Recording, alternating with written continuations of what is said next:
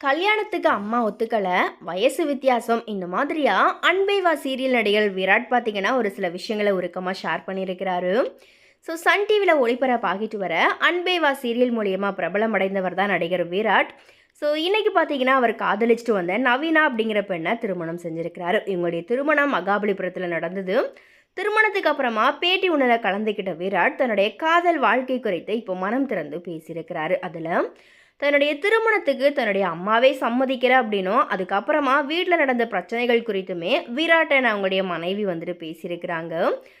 So அந்த வகையில் Sun டிவியில் ஒளிபரப்பாகிட்டு வர அன்பேவா சீரியலில் வருணா பலருக்குமே பரிச்சயமானவர் தான் நடிகர் விராட்.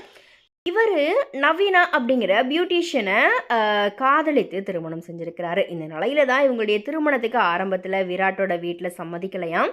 விராட்டோட அம்மா இவங்களுடைய காதலுக்கு சம்மதிக்காததுனால சில மாதங்கள் அவருடைய வீட்டுக்கே அவர் போகலை அப்படிங்கிற மாதிரியாகவும் திருமணத்துக்கு அப்புறமா கலந்துக்கிட்ட ஒரு பேட்டியில் பகிரங்கமாக சொல்லியிருக்கிறாரு. அதில் அவர் பேசும்போது, எனக்கு எங்கள் அம்மா தான் பொண்ணு பார்த்துக்கிட்டு இருந்தாங்க, எந்த பொண்ணும் சரியாக அமையலை அப்படிங்கிறதுனால ஜோடி ஆப்பில் என்னுடைய பெயரை ரெஜிஸ்டர் பண்ணி வச்சுருந்தாங்க.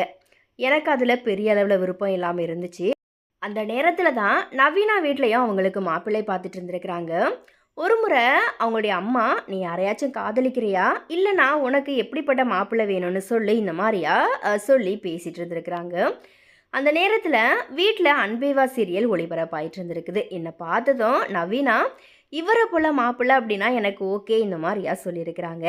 அதுக்கப்புறமா நாங்கள் ஒரு முறை என்னுடைய தோழி ஒருத்தங்க மூலியமாக சந்திக்கிற ஒரு வாய்ப்பு கிடச்சிது. அதுக்கப்புறமா எங்கள் 2 பேருக்குமே நட்பு ஏற்பட அந்த நட்பு காதலாக மாறிச்சு.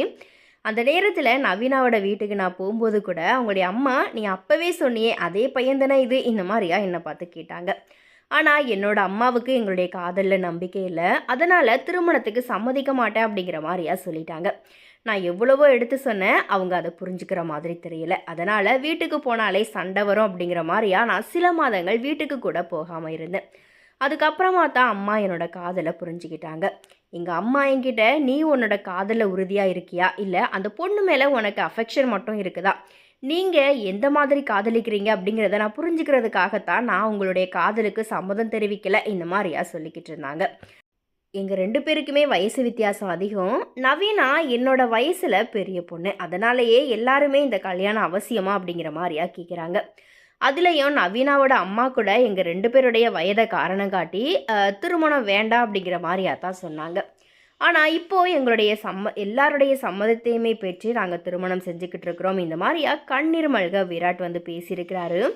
அதோட நான் நவீனாவை காதலிச்சு தான் திருமணம் செஞ்சுருக்கேன், எந்த சூழல்லையும் அவளை விட்டு விலக மாட்டேன், அவள் பல ஏமாற்றங்களில் பார்த்துருக்கா இந்த மாதிரியா தன்னுடைய மனைவியை கட்டி அணைத்தபடி அந்த பேட்டியில் விராட் பேசியிருக்கிறாரு.